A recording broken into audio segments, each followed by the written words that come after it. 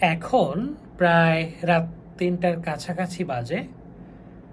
একটা ছোট্ট ভিডিও করার জন্য আসলে আমার ফোনটা ওপেন করলাম। কয়জন স্টুডেন্ট তোমরা দেখবা সেটাও আমি জানি না।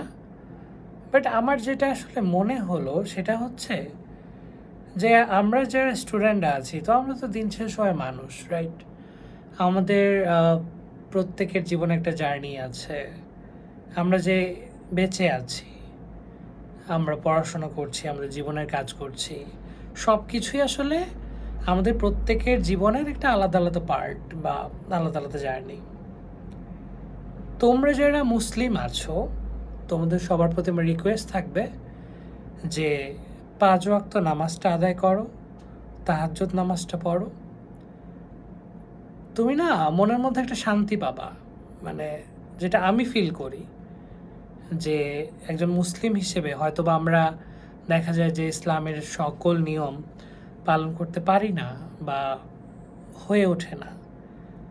জাস্ট ৫ ওয়াক্ত নামাজ যদি আমরা নিয়মিত পড়ি, তোমার মনের মধ্যে একটা আলাদা শান্তি আসবে। তো এই ছোট্ট মেসেজটা দেওয়ার জন্য আসলে এই ভিডিওটা করা।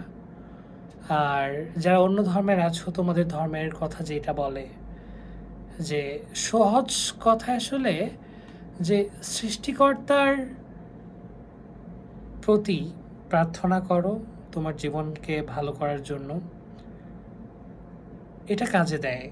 তো আর সেটা পড়াশোনা হোক, তোমার ক্যারিয়ারের জন্য হোক, মানসিক শান্তিটা দরকার। আর যেটা তুমি অবশ্যই, আমি বিশ্বাস করি যে সেটা সৃষ্টিকর্তার সাথে, তার কাছে তুমি চাইলে অবশ্যই পাবে।